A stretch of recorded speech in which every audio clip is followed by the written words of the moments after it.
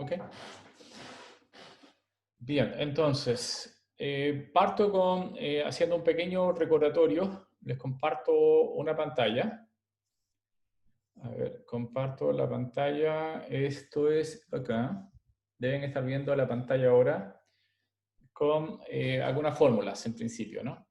Nosotros teníamos un caso como este, donde yo quiero hacer una clasificación, en este caso, de los puntos negros y los puntos rojos, pero en el caso de un support vector machine o de un clasificador de tipo, o sea, geométrico como es el support vector machine, la idea era trazar un plano o una recta. En este caso, como estamos en dos dimensiones, trazar la mejor recta posible que separe las dos clases.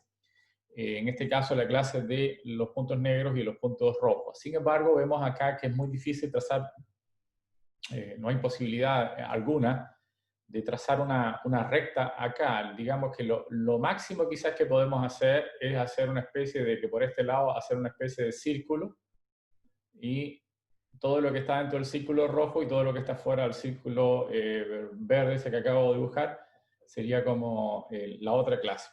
Por lo tanto, no se parece para nada a un plano lo que acabo de dibujar, y por lo tanto hay que buscar otras maneras de construir el clasificador. Para hacer eso, entramos en el tema de, esto es lo que se llama el caso no lineal y el uso de kernels, ¿sí? Yo explico brevemente de qué se trata acá. Vamos a regresar a este ejercicio prontamente, en general. Yo lo que voy a hacer ahora es simplemente explicar muy brevemente. No es la parte matemática, no es lo que más me preocupa en principio, sino que podamos resolver el problema, pero sí que se entiendan, por lo menos intuitivamente, de qué es lo que hay que hacer. Si ustedes se recuerdan, lo que uno trata de hacer es resolver el mínimo, encontrar este mínimo de, básicamente el omega es como son los coeficientes de un plano o de un hiperplano, que trata de separar, o sea, omega, ¿qué cosas son? Si fuese un plano sería A, B y C, serían los coeficientes de la ecuación de un plano. Y yo quiero, y si es multidimensional, entonces sería mucho más coeficiente, y yo necesito encontrar los coeficientes, el mínimo de esta expresión, porque el inverso de esta expresión es el margen de separación entre las clases. Entonces, el objetivo del support vector machine es construir el mínimo de esta expresión sujeto a una condición, sujeto a esta condición. Recuerden que esta variable, no, un segundo, recuerden que esta variable que está acá, un segundito, vamos al tiro. Recuerden que esta variable puede tomar dos valores posibles y va a pertenecer simplemente a menos 1 o a 1. ¿Ok?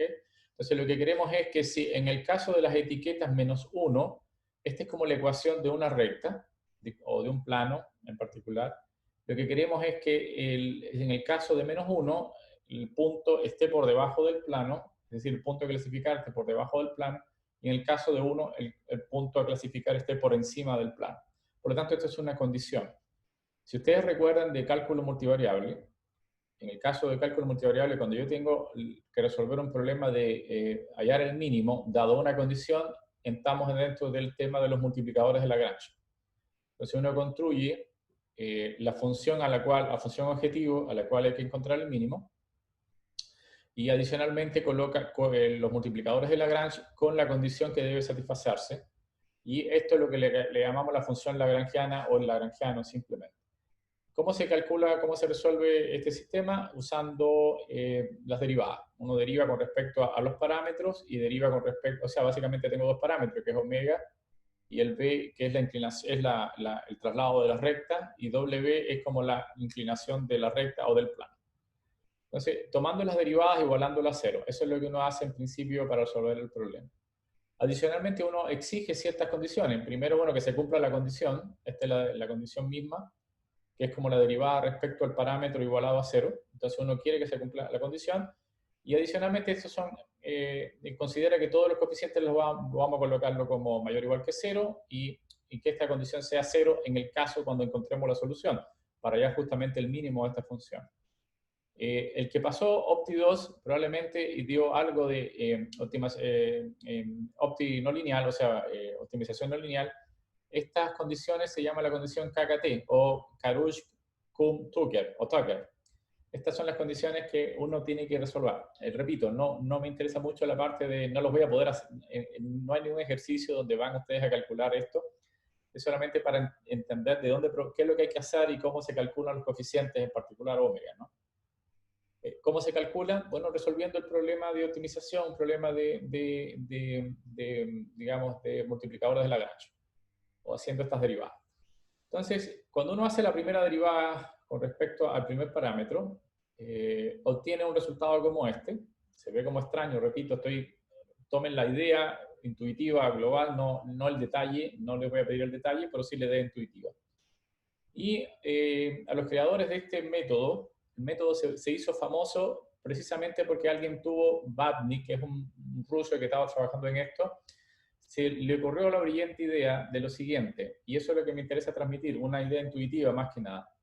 Se dio cuenta de que los coeficientes estaban relacionados con las observaciones y con el valor de la etiqueta, y él se dio cuenta de que si yo tomo las variables x, x1 y x2, como en este caso que está aquí arriba, x1 y x2, yo no puedo separar por ningún plano que se me ocurra, porque no es posible separar. Pero si yo transformo esas variables, es decir, en lugar de esta x, ahora utilizo una función de esas x, voy a hallar un nuevo coeficiente en otro espacio, es decir, en otro espacio, en otras coordenadas, donde probablemente sí yo pueda dibujar un plano. O sea, hago una transformación a otras coordenadas donde yo pudiera hacer la clasificación. Es decir, los datos no son linealmente separables en una coordenada, pero sí lo pueden ser en otro, en otro espacio con otras coordenadas si yo utilizo una transformación. Ok, esa transformación después uno la reemplaza justamente en lo que se llama la función de decisión, que es justamente el plano. Esta es la función de decisión. Si yo reemplazar el valor de x acá y me da 0, estoy justo en el plano de separación. Si me da mayor que 0, entonces estoy arriba, y si me da menor que 0, estoy debajo. Entonces, al reemplazar acá este valor de omega, lo reemplazo aquí en este lugar, obtengo una función como esta. Y este valor que está acá, este valor, le voy a llamar simplemente kernel. Lo voy a llamar simplemente kernel. De esta manera defino una nueva función que ahora no es lineal, ahora no es un plano, ahora es una curva. ¿Por qué es una curva? Porque aquí aparece una función distinta. Y con eso puedo dibujar ahora curvas en lugar de planos para separar cosas. Entonces eso fue, incluso le puse una ampolleta porque eso fue una idea genial en su momento, en el sentido de que ahora yo no necesito tener planos, ahora puedo dibujar curvas. Y ahora nuestra función de decisión va a indicar si estoy por encima de la curva o por debajo de la curva. ¿Ok? Entonces esa es más o menos la gran idea intuitiva, donde lo que se le ocurrió a estas personas es definir una transformación de mi variable, de forma tal que ahora yo pueda trazar curvas para separar entre clases y no usar planos para separar las clases. Ahora, ¿cuál es la gracia de esto ahora? En principio, bueno, yo tendría que elegir un kernel en particular. Y eso es parte de mi, digamos, de mi trabajo como para clasificar. El kernel más usado se llama kernel gaussiano o también se le llama kernel radial. Y este es el kernel más usado, es decir, aquí yo podría inventarme cualquier tipo de función. Existen kernels de polinomios, existen kernel logarítmicos, aquí, o sea, hay toda una variedad de kernel que yo tengo que usar hasta encontrar la mejor opción para resolver mi problema. ¿Okay? No sé si ustedes recordarán, pero para poder usar Super Vector Machine tenía que usar, el primer parámetro sería el costo que tengo que resolver. El segundo parámetro ahora va a estar relacionado con este valor gamma, que implica cuán estrecho y cuán amplio es el valor del kernel. Mientras gamma sea muy grande, el kernel va a ser muy estrecho y voy a obtener un valor que es muy ajustado a mis datos, pero tengo el problema del overfitting o sobre digamos, sobreajuste de mis datos, y puede ser que que después mi clasificador no me sirva para otros datos distintos a los que usé para encontrar el clasificador. Por lo tanto, este gamma es completamente, digamos, es parte del arte de encontrarlo, no es sencillo. Hay que encontrar el costo y el gamma, y por eso en la clase pasada habíamos usado una función que se llama tune, que básicamente hace una sintonía de encontrar el mejor valor. Eso es lo que vamos a hacer ahora. Antes de seguir con la cosa teórica o darle la idea, quería transmitirles, antes de empezar, disculpen, antes de hacer un trabajo práctico, quería mostrarle básicamente cuál fue la idea de estas personas que inventaron este Support Vector Machine. Simplemente reemplazaron lo que antes era un plano por una curva y utilizaron distintos tipos de kernel hasta que encontraran el mejor de acuerdo a mis datos. Ok, lo que vamos a hacer ahora es, para que no quede esto como una teoría impráctica, vamos a hacer un ejercicio práctico con unos datos que yo creo que alguna vez ya lo usamos, pero vamos a ver cómo funcionan con el Support Vector Machine. Para hacer esto, yo le comparto, segundo, voy a compartirle el ejercicio que tienen que bajar de arriba, de donde estoy, un segundo. Ok, deberían estar viendo ahora el ejercicio. Si yo entro a módulos, para ver dónde está esto acá, entro a módulos dentro de la clase. Por favor, entren a módulos dentro de Canvas. ¿Ya? Dentro de módulos vayan a la semana 13, la última semana, y vayan al ejercicio 13.1 en general. Vamos a utilizar este ejercicio como modelo para después el próximo taller, qué es lo que hay que repetir. Básicamente, qué es lo que hay que hacer. Aquí les voy a mostrar cómo funciona, cómo deberían atacar el problema en el próximo, digamos, cuando empecemos a resolver el ejercicio. A ver, un segundito, no sé si alguien tiene una duda antes de empezar a resolver el ejercicio. Un segundo. Ok. Recuerden que el chat está abierto, el micrófono ustedes lo pueden abrir cuando quieran y pueden preguntarme cualquier cosa. Deja ver si hay alguien que todavía está. Disculpen, hay personas que están todavía tratando de entrar a la reunión. Los acabo de admitir y ahora sí vamos a seguir. ¿Ok? Bien. Entonces, dentro de módulo, repito, dentro de módulos, voy a repetir para el que no estaba acá presente, dentro de módulos de la clase de Canvas voy a entrar a ver, pregunta, hay una pregunta en el chat que dice, sí, les expliqué al principio de la clase que sí, que el formato del certamen 2 va a ser lo mismo que el primero. Repito ahora que hay más personas dentro de la clase, repito un poco más o menos qué es lo que hay que hacer. En principio, ustedes tienen que volver a juntarse en equipos, 3 personas máximo. Siempre es recomendable que se junten y no lo hagan solo, porque la carga de trabajo, como ustedes ya deben haber visto en el certamen número 1, puede ser un poquito más pesada para una sola persona. Tampoco es mortal, en el sentido de que no es una carga muy grande el trabajo. Está pensado para que se pueda resolver al menos en menos de un día, en el sentido, digo un día, pero en realidad con una hora de trabajo o máximo 12 horas de trabajo se funciona, pero como ustedes tienen otras actividades, por eso los dejo una semana para que lo resuelvan. Entonces, pero igual la carga de trabajo es grande si lo hace una sola persona. Entonces, por lo tanto, 3 personas está bien, ¿ok? Al fin de semana probablemente ya les entrego el trabajo el fin de semana.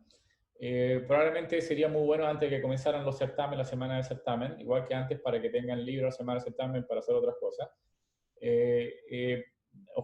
Ojalá tengamos ese, por eso lo voy a entregar este fin de semana el certamen número 2, en la misma modalidad del certamen 1. ¿Ok? Bien, entonces, habiendo dicho eso, segundo, creo que ya estamos todos.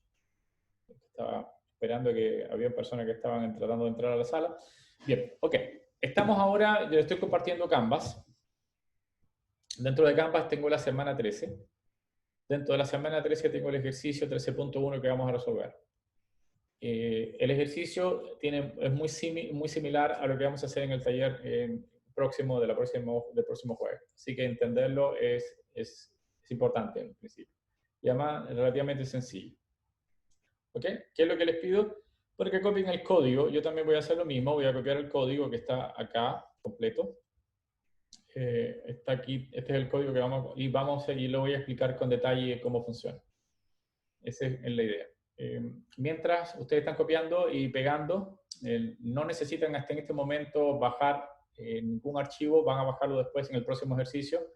Porque acá, en este caso, la data está contenida en un paquete que se llama MLBench, que está dentro dentro del paquete está la data que vamos a trabajar. Esta data ya la habíamos empleado, que se llama Wisconsin Breast Cancer, y que contiene información de 699 muestras de tejidos, y la idea es que a partir de características geométricas y de forma que tienen los tejidos, distinguir entre dos clases, entre la clase de tumor benigno y de tumor maligno. Esto es un ejemplo, básicamente, de uso Entonces, lo que se pide hacer acá es separar la data en 80% para hacer el training y un 20% para testear si efectivamente nuestro clasificador hace las cosas bien o no. Después de eso, una vez construido, hay que hacer identificar o determinar cuán bien lo hizo el clasificador. Y eso lo determina uno construyendo una tabla de confusión y adicionalmente a partir de la tabla de confusión determinar la sensibilidad, precisión, especificidad, exactitud, que son fórmulas para determinar el desempeño de un clasificador. ¿Ok?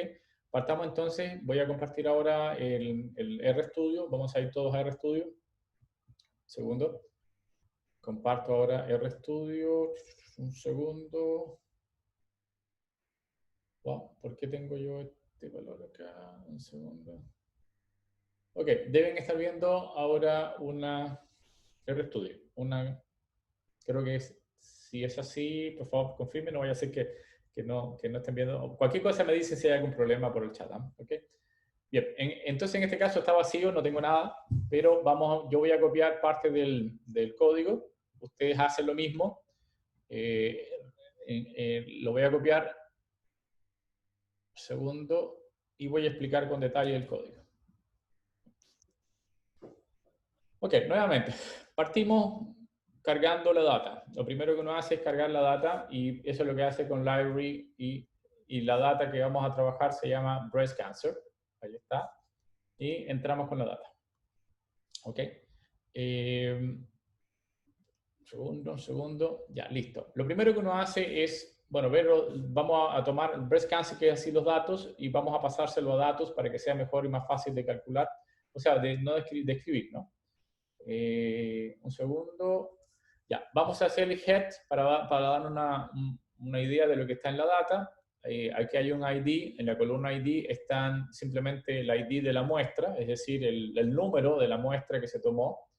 Esa es una variable que no nos interesa tener. ¿Por qué? ¿Por qué no nos interesa tener? Porque no es una característica de la muestra, es simplemente un número que le ponemos ahí. Es como decirle 1, 2, 3, 4. Y esa columna la desaparecemos, no la necesitamos para hacer la clasificación.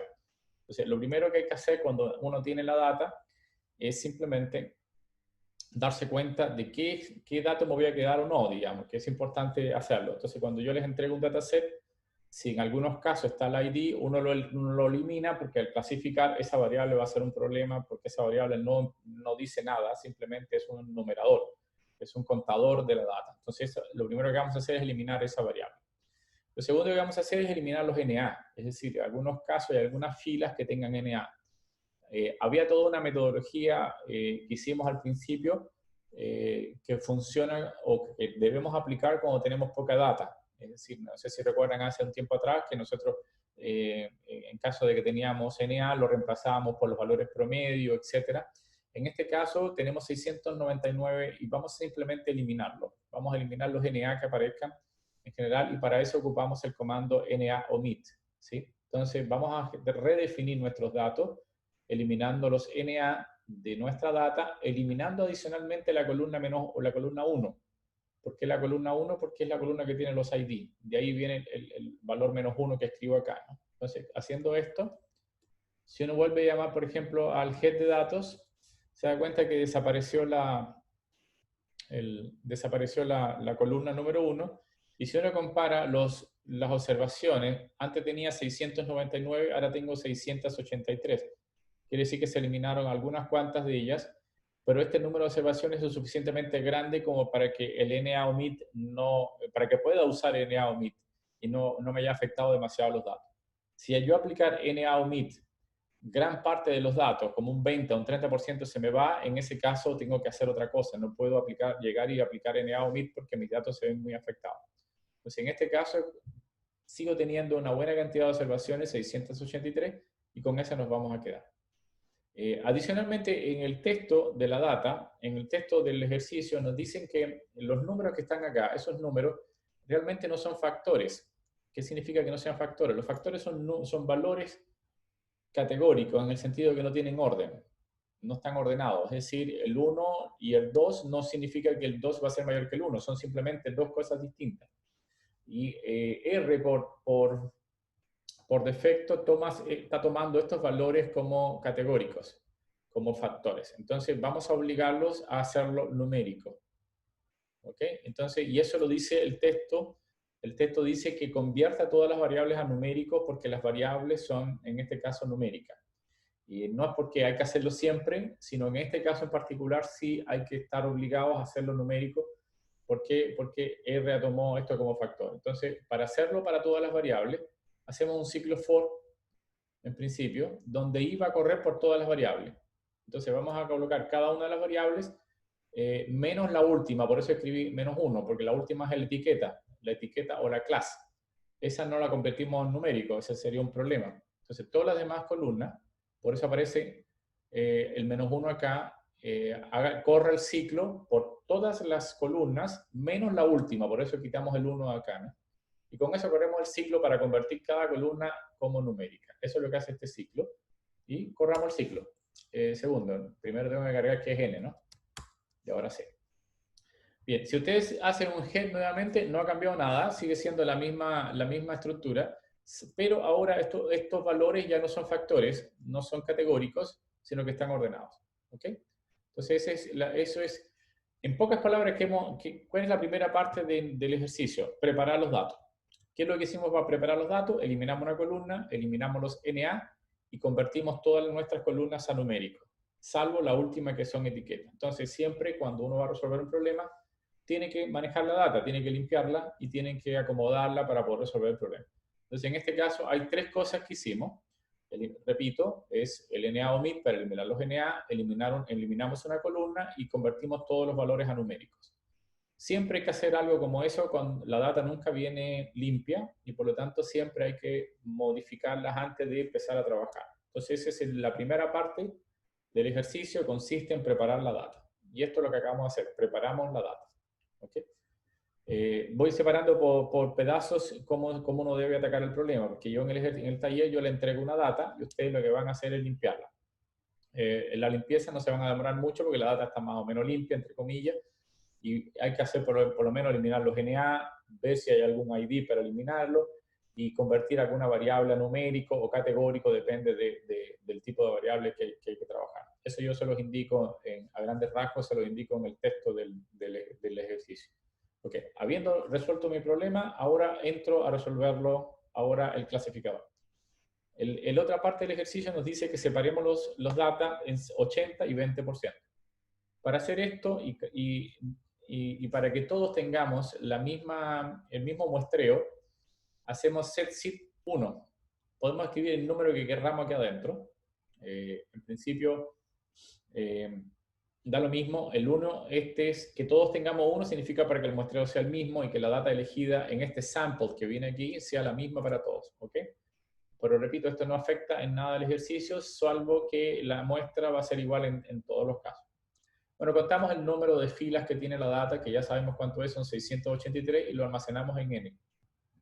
Entonces, set7 igual a 1, n, y aquí es donde uno toma desde 1 hasta n, toma el 80% sin reemplazo, es decir, toma aleatoriamente desde el 1 hasta el 683, elige 80% de los números, de esos números de forma aleatoria. Eso para tomar una muestra aleatoria. Y eso lo guardamos en A. O sea, en A están guardados los índices desde el 1 hasta 546 elegidos al azar. ¿Ok? Y eso es lo que hace esto. Y si ustedes se fijan, eso ya lo hemos hecho ya muchas veces, ¿no? Esto es como, más o menos siempre se repite. Todo lo que está acá no hay que cambiar nada. No hay que cambiar nada cuando, en principio, hay que repetirlo nada más.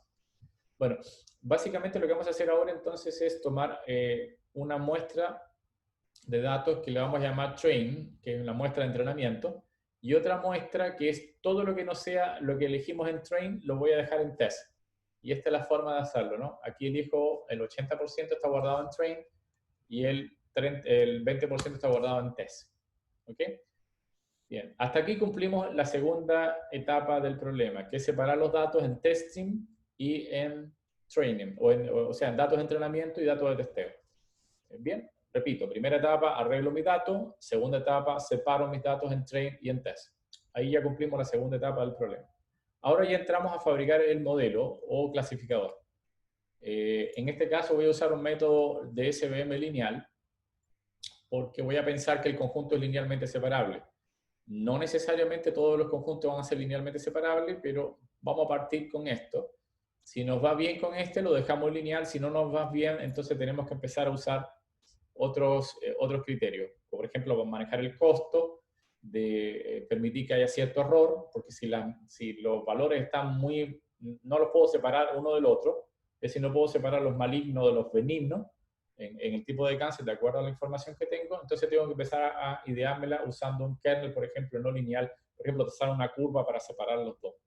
Toda esta cosa hay que verla ahora digamos, en el ejercicio. Vamos a ver cómo nos va con el kernel lineal. O sea, yo aconsejo partir con un kernel lineal. Si la clasificación es muy mala, entonces empiezo a usar otros criterios. ¿Ok? Entonces partamos con el kernel, a continuar el modelo. O sea, construyamos el modelo. Bien, dentro de vemos que class es nuestra variable o nuestra etiqueta a clasificar. Mi objetivo es que, dado que yo tengo una observación, que son todos estos números, hasta acá, o sea, disculpen, esos números, por ejemplo, la primera observación, que corresponde desde el 5 hasta esta mitosis que está acá, es benigno. Entonces, toda esa observación tiene una etiqueta que es benigno, y así para todas las demás en particular. Entonces, voy a tomar class como variable dependiente, y aquí el puntito, como ustedes bien saben, significa toma todas las variables que no sean, por supuesto, la dependiente. Se lo voy a aplicar a mi datos train y el kernel que voy a usar va a ser lineal. Es decir, lineal significa que voy a tratar de pasar un plano o un hiperplano para separar los datos. ¿Por qué es un hiperplano? Porque si ustedes se fijan, ¿cuál es la dimensionalidad del problema? La dimensionalidad del problema es el número de variables que tiene. ¿Cuántas variables hay? No sé, vamos a ver, uno puede incluso escribir el número de variables que hay, ¿no? Names de datos. ¿Cuántas variables hay? Vemos que hay 10 variables y la dimensionalidad del problema es 9. ¿Por qué 9? Porque la clase es la etiqueta. Entonces tengo 9 variables y tengo un espacio de 9 dimensiones. Y yo tengo que trazar en ese espacio de 9 dimensiones un plano, que en este caso es un hiperplano. Tienen que imaginar, y un hiperplano es una superficie de 8 dimensiones en este caso, que deje una clase arriba y una clase abajo. O sea, disculpa, abajo y arriba, ¿vale? Están invirtiendo las cosas. Entonces, eso es lo que quiero hacer. Quiero ingeniármela para encontrar una superficie de decisión de forma tal que una parte de o sea, la data quede arriba, los malignos, los benignos, no sé, depende ahora cómo lo va a distribuir, eso lo vamos a ver ahora, y debajo quede la otra parte, la otra clase. Separe las dos clases. Pero, repito, esto no lo puedo graficar. No es como los ejercicios que habíamos puesto al principio. ¿Por qué no lo puedo graficar? Porque, o sea, le voy a mostrar cómo voy a hacer un gráfico en particular, pero no lo puedo hacer dado que tengo 9 dimensiones, 9 variables. No lo puedo graficar momentáneamente. Después les muestro que ya nosotros tenemos una metodología y que ustedes ya la hemos usado para poder, por lo menos, hacer una visualización aproximada de cómo se distribuye la data, y eso es lo que voy a hacer en un ratito. Repito, estamos en la construcción del modelo. Ok, muy sencillo. Ya lo habíamos dicho, hay que aplicar el comando SVM. Primero hay que cargar la librería. Cargo la librería, que esta es la que contiene el comando, y generamos el modelo. ¿Ok? Chicos, cualquier pregunta, chat, ¿sí? Yo estoy yendo despacio para que se entienda todo el detalle, pero cualquier cosa me dicen. Ok, el modelo entonces. Acabo de construir un modelo SVM y es el que voy a usar para predecir. ¿Cómo predigo? Bueno, predict, usando nuevamente el comando predict, usando el modelo sobre los datos test. Y eso es lo primero que hago, ¿ok? Y ese resultado de la predicción lo voy a guardar en pred. Eso es lo que voy a hacer. Predict tiene distintas opciones. Si yo no le pongo ninguna, lo que se va a guardar en pred es simplemente la clase. Vamos a correrlo para que se entienda. A ver si hagamos esto. Y vemos qué fue lo que se guardó en pred, cosa que no debo hacer porque tengo un montón de datos, ¿no? Nos va a salir 137 números. Ahora, más que número, es esto. Entonces, observen qué es lo que nos arrojó pred. Bueno, nos dijo que la observación número 10 es benigno, según la predicción, 12 va a ser benigno y así sucesivamente. Esas son las observaciones que tomó. Como, repito, como había tomado valores aleatorios desde el 1 hasta la 683, la observación número 10 fue elegido aleatoriamente y el modelo, al ser aplicado sobre test, me dijo que va a ser benigno, de acuerdo al entrenamiento que obtuvo aquí arriba. Aquí lo entrenamos usando los datos train y aquí está dando una predicción sobre los datos test y nos está indicando, por ejemplo, que la observación número 10 es benigna según nuestro modelo. ¿Ok? Lo que vamos a hacer ahora es comparar el PRET con los valores reales. ¿Sí? Recuerden que en test class están los valores reales. Yo quiero calcular cuántas veces el valor PRET es exactamente igual, por eso escribí dos signos iguales, cuando no es una ecuación, dos signos iguales es una operación lógica. ¿Cuántas veces esto coincide con esto? Dividido por el número total de datos que tengo, y eso me va a dar la exactitud de mi modelo. ¿Ok? Entonces, este comando que aparece acá me permite calcular la exactitud del modelo. Entonces, haciendo esto, me está indicando que me equivoqué, o sea, que no me equivoqué. La exactitud del modelo, esta cosa se cumplió en el 96% de los casos. 0,96 veces yo tengo la igualdad de que mi predicción coincidió con el valor real. Lo cual significa que la exactitud del modelo es impresionantemente buena. Y eso es debido a que nuestros datos son más o menos están preparados para que funcione así. En la práctica, tener un clasificador con 70%, que es habitualmente lo que uno obtiene, ya es un buen clasificador. Aquí obtengo un clasificador con una exactitud del 96%. Por lo tanto, ya eso es un indicador de que es muy bueno. Repito, la exactitud, ¿qué cosa va a ser? Es el número de veces que coincide mi clasificación o mi predicción con respecto a los datos reales. Y eso es lo que se calcula usando esto que está acá. ¿Ok? Bien, pero eso no es la tabla de confusión. La tabla de confusión me permite ahora hacer un match un poquito más fino de igualando, bueno, aquí le pongo el nombre de predichas para los pred y los reales se lo pongo al test. ¿Ok? Entonces, haciendo esa tabla de confusión, veo un poquito mejor dónde están las equivocaciones, etcétera, etcétera. Entonces, me doy cuenta, por ejemplo, que en la clase benigno, uno lo lee hacia abajo, verticalmente hacia abajo, por lo tanto, la columna de reales es lo que está acá, la primera columna es la que está acá. 94 fueron predichos correctamente como benignos y se equivocó 3 veces en hacer la clasificación. ¿Ok? O sea, lo que eran benigno, ahora lo indicó como maligno. ¿Sí? Entonces, benigno es la clase positiva.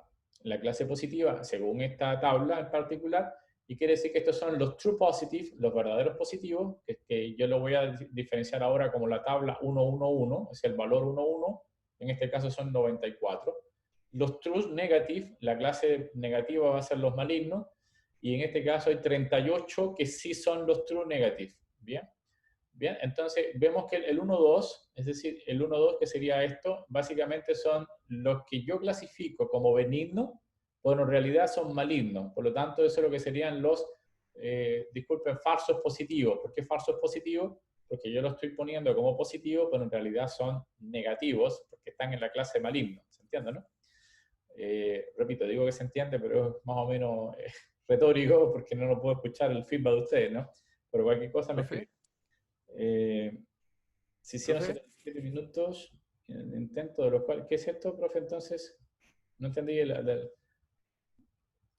Ok, profe, yo sí, tengo una duda. exactamente. Esa es la forma de calcular la exactitud. La exactitud. Exactamente. Se hicieron 137 predicciones y se equivocó 5. Esa es una forma clave o sea, una forma resumida de verlo así. ¿Ok? Entonces, eso es justamente lo que ha ocurrido. Y acá yo lo que quiero es que identifiquen no solamente la exactitud, sino que ahora queremos que identificar quiénes son los true positive, true negative, los falsos positivos, los falsos negativos, para construir las demás métricas que me dicen, que me hablan de cuán bueno lo hizo o no el clasificador. En este caso, un clasificador espectacularmente bueno, porque ambas clases se equivocan muy poco en hacerlo. En la práctica nunca ocurre una cosa tan buena y siempre hay que empezar a ajustar los coeficientes, ¿no? Como les decía, ¿no? Si hubiese un kernel, hubiese sido, de nuevo, dame un segundo la pregunta.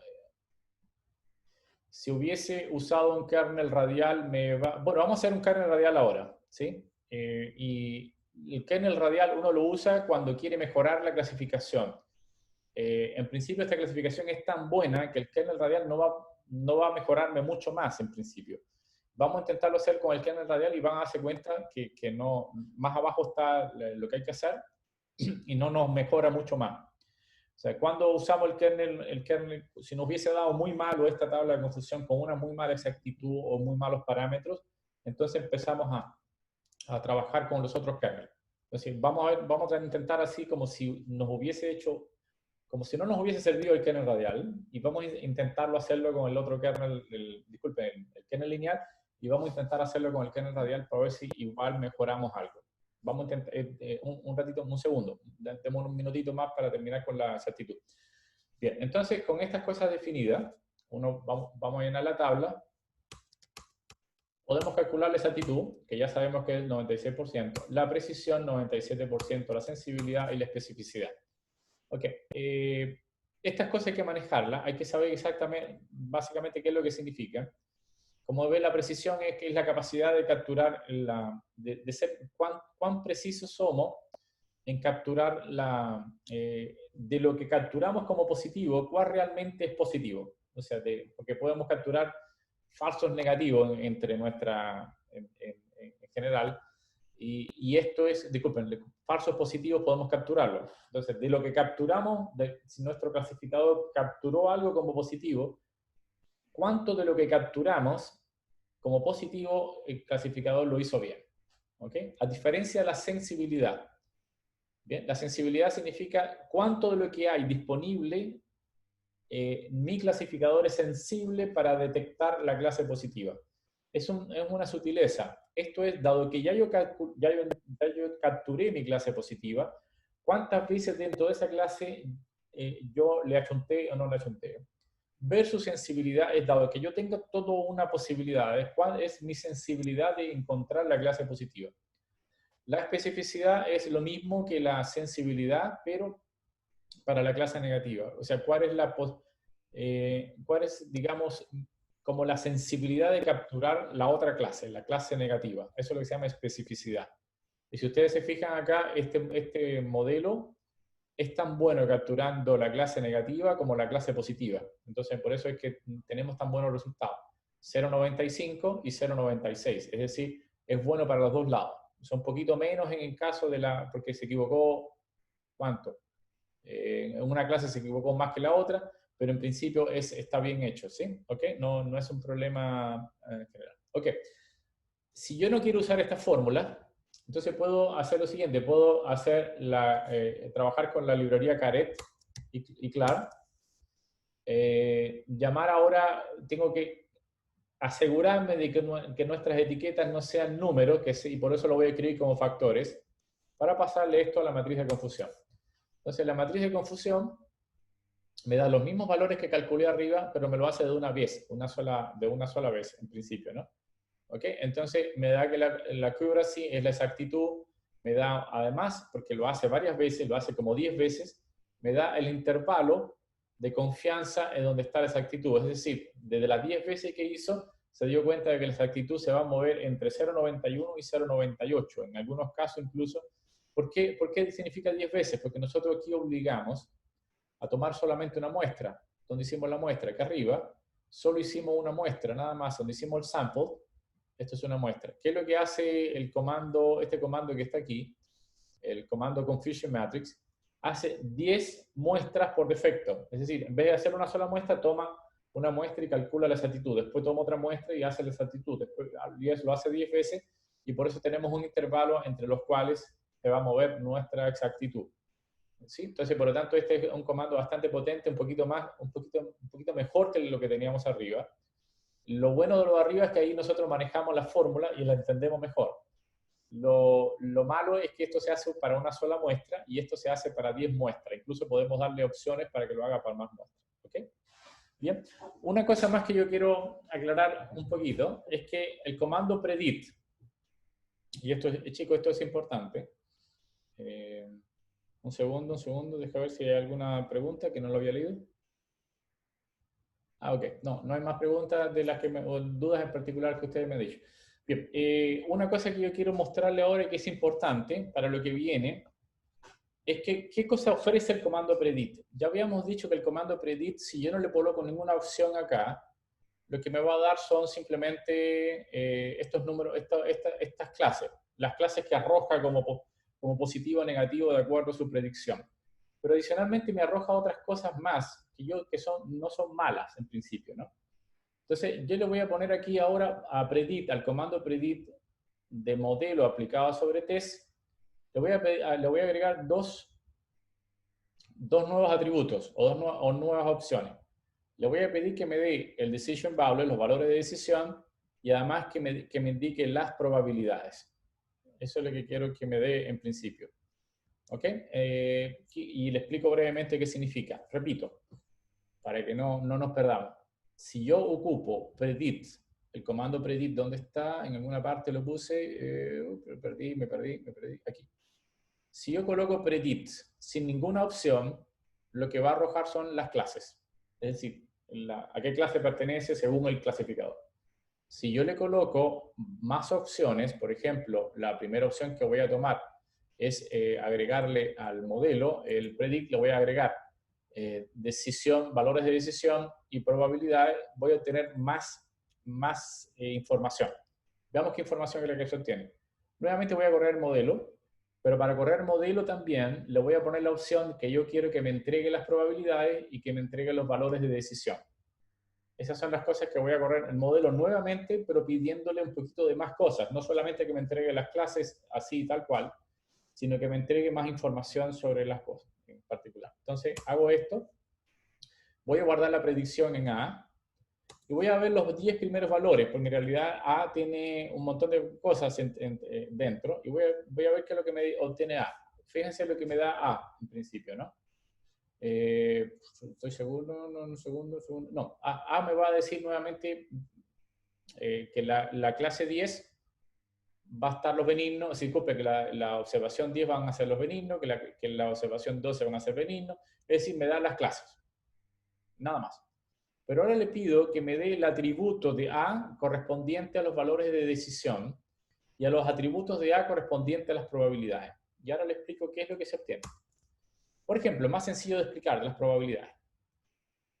¿Qué es lo que hace las probabilidades? Simplemente nos está entregando la probabilidad de pertenencia a una de las clases a partir del cual el clasificador tomó la decisión de colocar esa observación en una clase o en la otra. Por ejemplo, la observación número 10, según habíamos visto aquí arriba, va a ser benigno.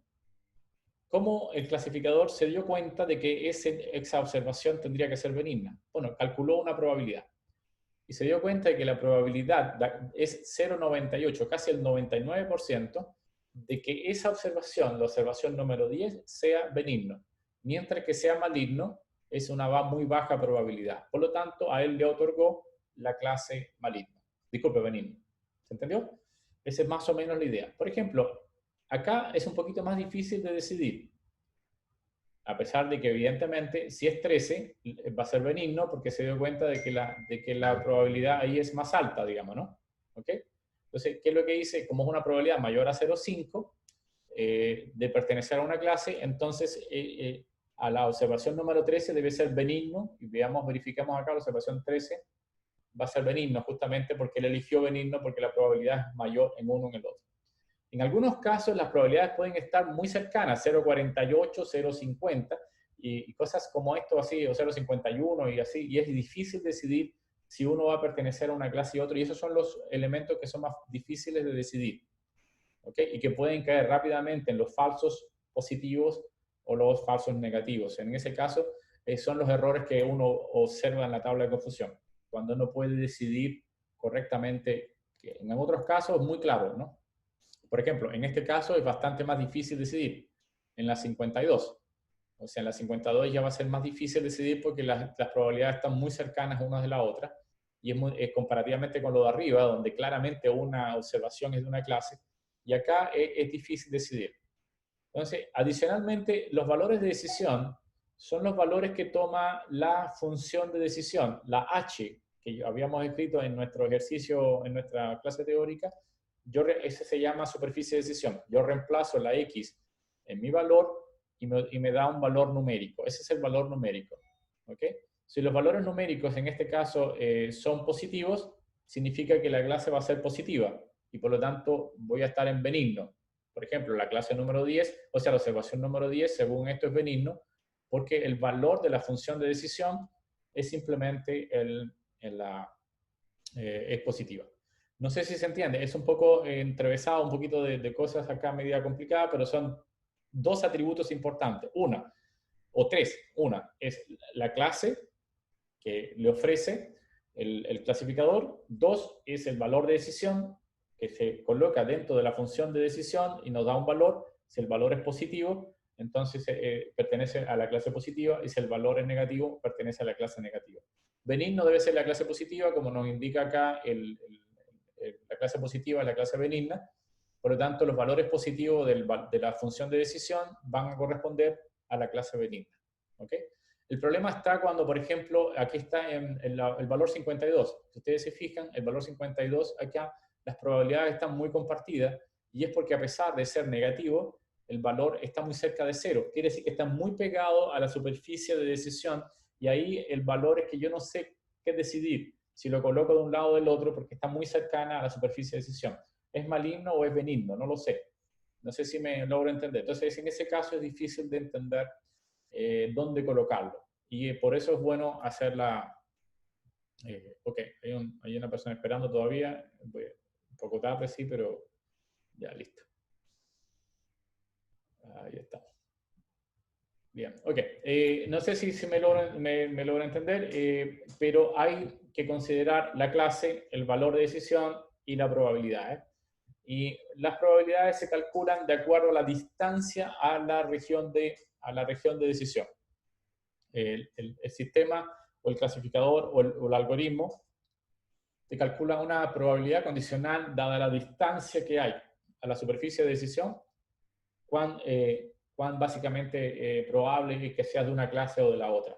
Eso no tenemos que calcularlo nosotros, lo calcula directamente el clasificador. ¿Ok? Esa es como la idea. Oye, esa es más o menos toda la información que nos arroja el modelo de Predict, en principio, y que vamos a emplear ahora. Como les decíamos anteriormente, la pregunta que era, ¿qué pasa si nosotros en lugar de un modelo lineal hubiésemos usado un modelo de clasificación, por ejemplo, un kernel distinto? Vamos a hacer un kernel distinto. Y creo que ustedes lo tienen más abajo, no estoy muy seguro. Sí, donde hay una parte más abajo, sáltense una parte que dice dentro del código, que dice extras para este ejercicio, en código, que vamos a ver en un ratito, un minutito, pero saltémonos directamente donde dice usando kernel radial. Entonces, usando un kernel radial, veamos si podemos mejorar o no la clasificación. Entonces, lo voy a colocar acá. Bien. Repito, voy a regresar a esto en un ratito más, en unos minutos más, cómo yo puedo usar los valores de decisión y las probabilidades para determinar el desempeño de mi clasificador. ¿Ok? Vamos a hacer ahora un alto pequeñito, vamos a hacer lo siguiente. En pocas palabras, nosotros ya tenemos un clasificador muy bueno, lineal. No tengo que usar ningún kernel. ¿Sí? No tengo que usar ningún kernel radial porque ya es suficiente. Es un buen clasificador. No lo voy a poder mejorar realmente. Pero hagamos de la vista gorda en el sentido de que qué tal si podemos incluso mejorarlo. Vamos a tratar de hacerlo porque igual se equivoca por lo menos unas 5 veces. ¿Qué tal si esas 5 veces podemos mejorar?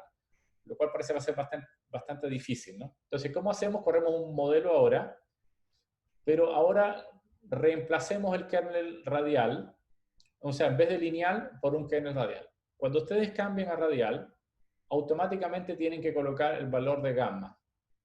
No necesariamente el costo, porque el costo lo toma por defecto como 1. Pero aquí voy a cambiar tanto gamma como el costo, ¿bien? Como una primera aproximación. Y después voy a ocupar tuning, que es lo que voy a hacer después, para trabajar con varios modelos, es decir, con varios valores, hasta que me elija el mejor posible. ¿Okay? Pero yo quiero inicialmente, voy a empezar a probar con un kernel radial con 0.01 y costo, tratando de hacer algo, tratando de mejorar la clasificación que hice arriba. Entonces, básicamente es lo mismo, modelo USB, pero le puse el nombre radial para tratar de indicar que voy a usar ahora otro kernel. Corramos el modelo entonces, corramos el modelo, hacemos la predicción con ese modelo y volvemos a calcular la exactitud. Si ustedes se fijan, lejos de mejorarla, que antes teníamos 0.96 aproximadamente, ahora es un poquito menor, ni siquiera la mejoramos. Entonces, si hacemos la clasificación, ahora incluso nos equivocamos más. O sea, antes eran 5 las equivocaciones, ahora nos equivocamos 6 veces. Pero puede ser porque, por un detalle, puede decir que no elegimos correctamente bien el gamma o no elegimos correctamente el costo. El costo siempre va a indicar que nosotros nos vamos a permitir que se equivoque un poquito más el sistema. O sea, vamos a liberar al sistema que se equivoque algunas cosas, tratando de tener digamos, un balance entre los valores que logra clasificar bien versus los valores que clasifica mal. Entonces, en principio, me doy cuenta de que no mejoré mucho con esto acá. Entonces, ¿qué vamos a hacer? Usar Tune para poder tomar de una sola vez distintos costos, 0,1, un poquito menos costo, 1 y 10. Podemos elegir distintos costos. Recuerden que a medida que yo hago crecer el costo, la capacidad de equivocarse es menor y por lo tanto le estoy exigiendo que se equivoque menos, en principio. Costos más grandes es la penalización por equivocarse. Quiere decir que si lo pongo 0,1, ahí le doy más posibilidad de que se equivoque. 1 también, y 10 es el más exigente, que le estoy pidiendo que se equivoque lo menos posible. Le puedo poner 100 en general. Gamma. ¿Qué cosa hace gamma? Gamma hace que nuestro kernel sea más amplio o no. La base del kernel como una exponencial es más amplio o no. ¿Qué es lo que hace esto? Bueno, que sea más preciso, bordeando cada detallito con mucho más detalles.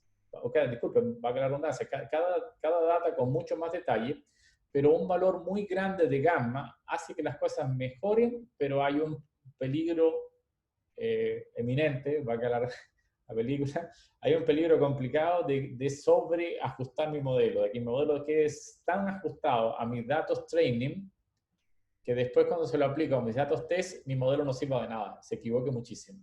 Voy a hacer una prueba ahora de eso en particular, en un ratito, en un par de minutos. Ok, entonces, corramos el tuning. En principio se demora un poquito más, pero lo hizo rápido. Aquí tengo un sumario de los mejores modelos. Aquí están los errores cometidos. Y él me dice que donde se equivoca menos, se equivoca la mejor performance 0.03, es en el costo 0.1 y en el gamma 0.1. O sea, de todo lo que tengo acá, la combinación perfecta, entre comillas, es 0.1, según esto. Bueno, tomemos el mejor de los modelos, que está guardado en Best Models. Eso es lo que tenemos. Un segundo. Ups. A ver si hay alguna pregunta. Tengo acá, está todo mezclado. Ah, no tienen esa parte del código. I'm sorry. Está debajo a ver, en el código, a ver si yo no la copié, perdón si no la copié arriba. Voy a compartir nuevamente la pantalla un segundo, para indicarle dónde podría estar en principio. Este es el ejercicio. Y el ejercicio dice acá, extras de visualización. Bueno, más abajo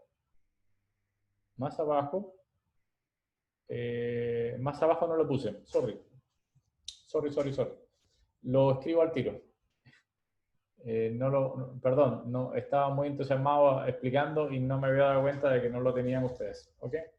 Ya, lo voy a subir al tiro, lo edito y ustedes lo pueden ahora automáticamente bajar ahora, si les parece. Voy a editar el comando, lo voy a pegar. Perdón si no lo habíamos puesto.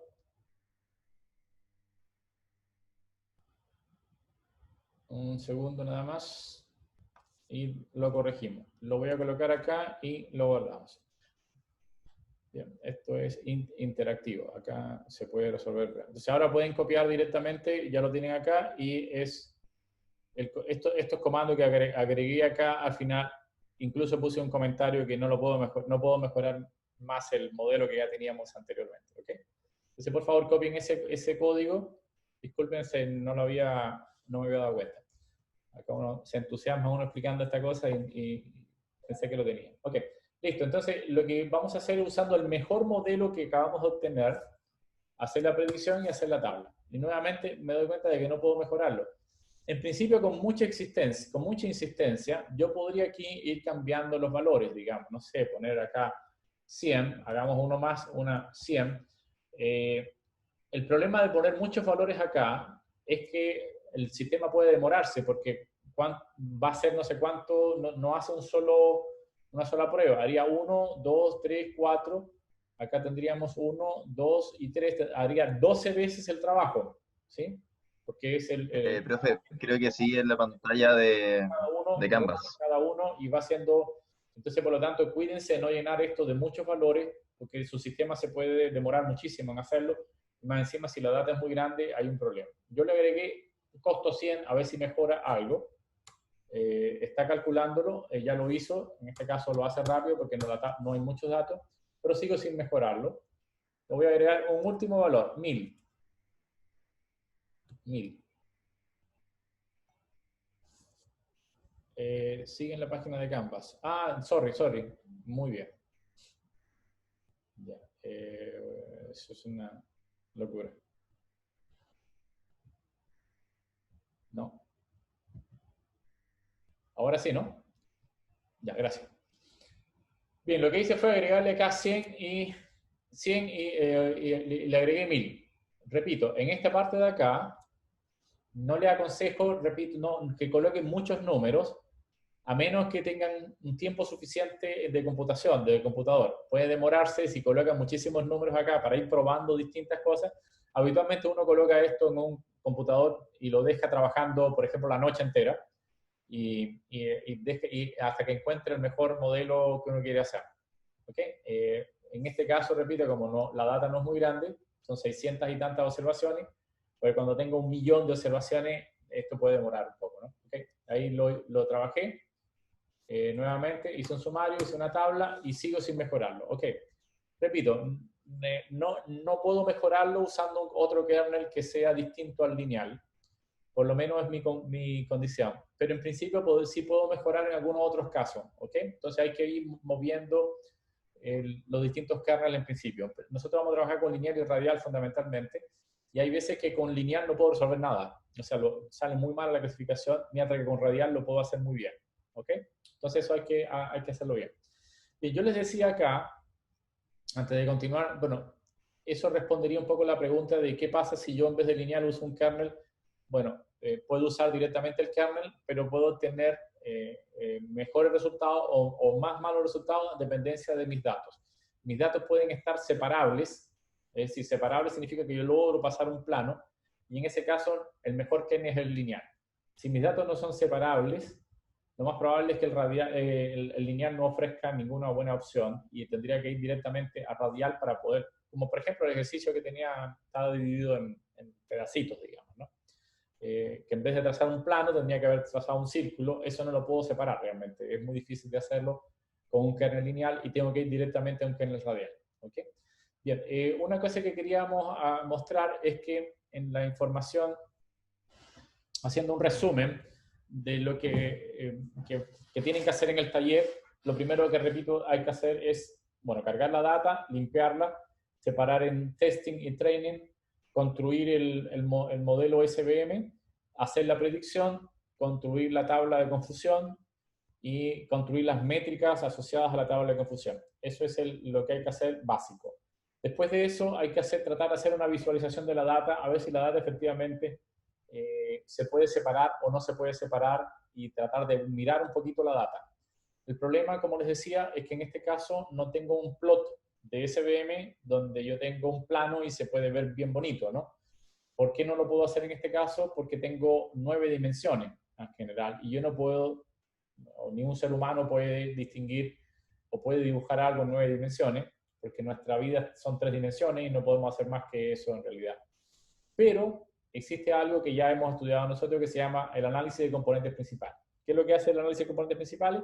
Separa una combinación de variables adecuada y nos permite reducir la dimensionalidad del problema. Es decir, de partir de 9 dimensiones, quedarme con 2 dimensiones, es decir, con los 2 primeros componentes principales, y hacer una gráfica de esos componentes principales para ver si la data se separa o no se separa. Eso es lo que uno hace acá con este código, que se llama, el código se llama usando, no sé dónde está, ups, no lo escribí, parece que no lo escribí, ya no importa, lo escribo acá, lo copien ustedes una parte que dice extras para este ejercicio, dice la parte extras para este ejercicio, y les voy a indicar cómo hacer las gráficas, porque yo quiero visualizar, lo estoy copiando acá, lo copié y él les dice extras para este ejercicio. ¿Qué son los extras? Yo le llamo los extras a hacer una visualización de la data para saber si efectivamente se puede separar o no se puede separar usando componentes principales. ¿Ok? Para eso vamos a requerir de Plotly, un comando que se llama ggfortify. Si no lo tiene, tiene que instalarlo, el library ggfortify. Y uno empieza a ver ahora, dibujar esto, por ejemplo. Estos son los componentes principales. El primer componente principal de la data explica el 65% y este explica el 8%. Pero nos damos cuenta de que los benignos y los malignos están como casi separados. Se dan cuenta que se separa, salvo algunos casos que no lo puedo separar. Pero no los puedo separar porque estoy solamente ploteando 2 dimensiones. Probablemente si yo ploteo 3 dimensiones, en 3 dimensiones puedo ver que esas pelotitas en realidad están más altas que las otras, ¿no? No sé si se me entiende. Repito, ahora hay que mezclar todo el conocimiento que uno tiene del curso. La idea de usar componentes principales es para reducir la dimensionalidad y poder dibujar correctamente la data en 2 dimensiones. Y la forma más inteligente es usar los componentes principales justamente porque me permiten distinguir una buena combinación de variables que explique el 65% en este caso y el 8%, es decir, entre los dos explican más del 70% de la data y por lo tanto aquí hay una muy buena información que yo puedo mirar. Nuevamente, repito, no puedo dibujar en 9 dimensiones, pero ahora sí puedo hacer un dibujo aproximado en 2 dimensiones, tratando de tomar las 9 dimensiones y ploteándola en 2 dimensiones a la fuerza usando componentes principales. ¿Puedo hacer mejores visualizaciones? Sí, puedo mejorarla usando esto que está acá. Si no lo tienen, por favor, ustedes aquí están las mejores, indicando adicionalmente qué variables son las que separan esta de esta. Básicamente la mitosis, pero estas que están acá, estas variables son las mejores variables para separar entre los dos. O sea, este gráfico no solo nos indica que se puede separar los datos, sino que adicionalmente qué variables son las que separan el caso maligno del caso benigno, ¿no? Entonces hay mucha más información que uno puede hacer. También puedo seguir haciendo otras visualizaciones. Por ejemplo, puedo hacer esto en 3 dimensiones, porque ya que en 2 dimensiones no lo puedo mejorar, quizás bueno, voy a agrandar un poquito más esto, y me doy cuenta de que efectivamente en 3 dimensiones, usando 3 componentes principales, yo tengo la posibilidad de separar más o menos la data, pero sigue habiendo acá en este pedazo en 3 dimensiones, sigue habiendo como una mezcla de los datos. Es difícil como trazar un plano que separe los dos, ¿sí? Pero recuerden que estamos viendo solo una aproximación tridimensional de un fenómeno de 9 dimensiones. Suena como extraño lo que estoy diciendo, pero es sencillo a la larga, ¿no? ¿Okay? Y finalmente hay un modelo que también pueden descargar, ahí se los digo para que lo descarguen. Esto es un sistema de visualización más moderno, que es como unos componentes principales, pero no lineal. En principio, aquí no tuve que mejorar mucho más, pero es interesante verlo, correrlo, y también me permite, ahí lo corrí rápidamente, y hacer el plot. Y nuevamente tengo el mismo ejercicio, pero este me permite tener una visualización un poquito mejor. No sé si se ve o no se ve, que ahora de alguna manera puedo separar un poquitito más la data y ver que efectivamente casi se separan en 2 clases. En 3 dimensiones ya puedo separar la clase. Entonces, en pocas palabras, un kernel lineal sí me permite separar los datos bastante bien, porque los datos no están tan intermezclados unos con los otros, ¿sí? Entonces, esa es como la idea de hacer estas visualizaciones. Ok, repito, a pasar de ser un poquito pesado con la repetición, pero es que, ¿qué es lo que hay que llevarse en mente para hacer digamos, todavía me falta un par de detalles más en general, pero le entrego la data ustedes la limpian, separan la data en training y testing, corren un modelo con training, lo verifican con testing. Al verificarlo, construyen la tabla de confusión o la matriz de confusión. A partir de esa matriz definen la exactitud, todas las métricas y determinan si el clasificador es bueno o no. Si las cosas funcionan mal, entonces paso a otro kernel usando el kernel de tipo radial y ahí tengo que usar variables como costo, adicionalmente el gamma, y tengo que jugar con el tuning hasta que definitivamente encuentre la mejor opción. Esto no hay una receta correcta, es básicamente correr el tuning hasta que encuentre la mejor opción. Y esto es un poquito como le llaman los hiperparámetros y uno tiene que afinarlo, digamos, y por eso la persona que se dedica al análisis de datos demora mucho tiempo afinando los parámetros de su modelo. No es tan sencillo como llegar y aplicar el modelo y resolverlo de una única forma. Hay que trabajar en el tema y cada dato tiene sus problemas en particular. ¿Ok? Creo que, no sé si se queda claro, es esto. Ahora, me falta otra cosa más que ustedes van a tener que elaborar, que se llaman lo que se llaman las curvas ROC. En particular, esto suena como raro, pero ahora les digo qué es. Aparte para saber si mi clasificador es bueno o es malo, aparte de las características de tipo... Disculpe, se está acabando la batería. Ya. Segundo. Ya, ahora sí que está acabando la batería. Aparte de determinar las métricas usando la tabla de confusión, existe una métrica que se usa mucho en la práctica y voy a cambiar ahora la presentación un momentito a mostrarles algo. ¿Dónde está? Ok, deben estar viendo ahora la presentación. ¿Dónde está? Va, que está difícil la... Segundo. Ya. Aquí está la métrica. Bien, estas son las curvas ROC en particular. Y es una curva que viene, se llaman ROC porque tiene un nombre medio extraño que se llama Receiver Operating Characteristic. Y básicamente esto esas siglas vienen de un estudio que se hizo ya por los años 60 de la efectividad de los radares. Y básicamente lo que mide es, como los radares en aquella época captaban algunos objetos, los objetos podían ser realmente captados como reales o objetos falsos, es decir, habían falsos positivos y falsos negativos.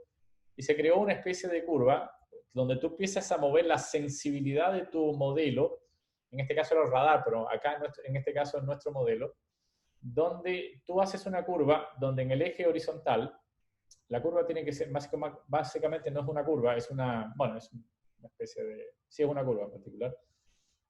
Vas a colocar en el eje X, vas a escribir la tasa de falsos positivos, y en el eje vertical la tasa de los true positive, o la tasa de los verdaderos positivos. Olvídense de lo que está escrito en rojo, ahora lo voy a explicar con detalle. En principio, lo que estaba escrito aquí es con un kernel, distintos kernel, gamma 1, gamma en este caso va a valer 2 y gamma vale 50. Yo hice dos curvas para los datos training con gamma, cambiando el gamma del kernel, uno con 2 y otro con 50. Con los datos training, haciendo un gamma muy alto, la curva que se obtuvo es la curva que está en rojo, esta curva que está en rojo, y la curva que en negro es la que se obtuvo con gamma igual a 2. ¿Qué es lo que indica esta curva? Yo, para que se entienda, a ver si logro dar la idea intuitiva, por supuesto esa curva la vamos a tener a partir de una función que vamos a crear y que está dentro del código. Ahora les voy a indicar dónde está y cómo utilizarla. Pero la idea que yo quiero transmitir sobre esto es lo siguiente. Uno parte, recuerden que habían valores de decisiones y valores de probabilidad dentro del clasificador.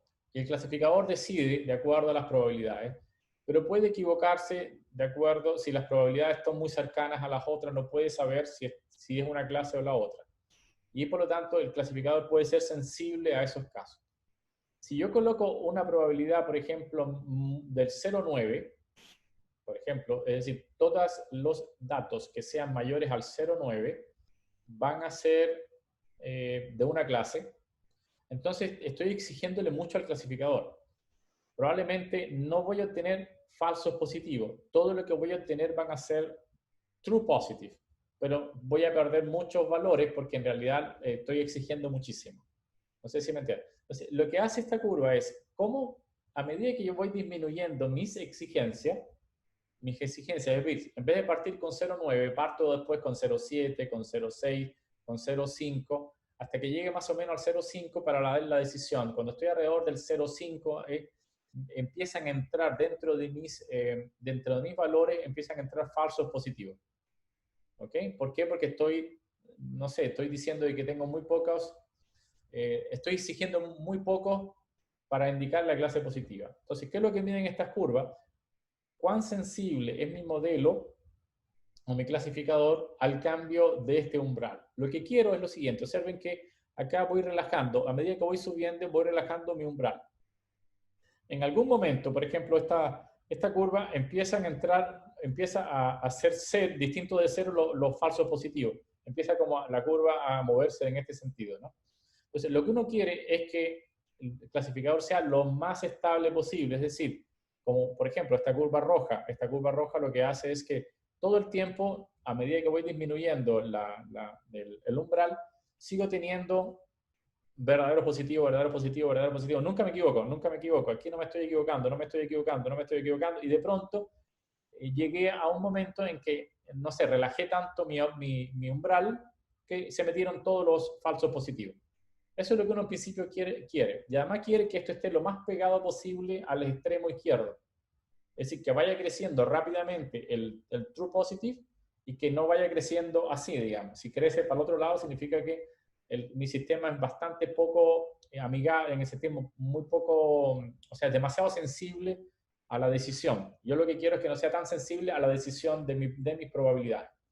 Entonces, por lo tanto, lo que quiero es que esta curva esté lo más pegada posible a la parte izquierda y a la parte de arriba, haciendo que el área que esté bajo esa curva sea aproximadamente 1, porque esto tiene un tamaño 1, ¿no? Si el área que está bajo esa curva es 1, significa que la exactitud va a ser muy buena en mi modelo y mi modelo es muy altamente razonal. Entonces, o muy bueno el modelo. Entonces, no sé si me logro hacer entender. Pero, por ejemplo, esta que viene con gamma igual a 2 es más mala que la roja. ¿Por qué? Porque empezó a doblar antes de haber llegado hasta arriba, y al doblar la curva empezó a entrar en mi clasificación falsos positivos, porque mi modelo ya fue incapaz de tomar la decisión correcta. ¿Ok? Entonces, ¿qué es lo que hacen estas dos curvas? Primero, esta curva fue hecha con los datos training y puse un gamma muy alto. Gamma lo que hace es que mis datos se sobreajustan a los datos training. Cuando probé con mis datos testing, me di cuenta de que la curva gamma 50 lo hace peor que la gamma igual a 2. Todo lo contrario que ocurrió aquí en la zona de gamma igual a 50 con los datos training. Eso significa que tengo un riesgo muy grande de que este valor, mientras más grande lo ponga, se me sobreajuste demasiado mis datos, y después cuando quiero usar mis datos de tipo testing, la curva se desempeña de peor manera para este caso. ¿Okay? Entonces, ¿cómo se calculan las curvas ROC? Bueno, en principio usando estas funciones que están acá, y podemos ir directamente ahora le voy a compartir ahora el otro ejercicio. ¿Dónde está? Sería un segundo, voy a entrar a la módulos. Deben estar viendo Canvas ahora. Módulos, está arriba módulos, en ninguna parte. Un segundo. Va, ahí está. Módulos. Y vamos al ejercicio 13.2, por favor, donde dice SVM y curva ROC. ¿Ok?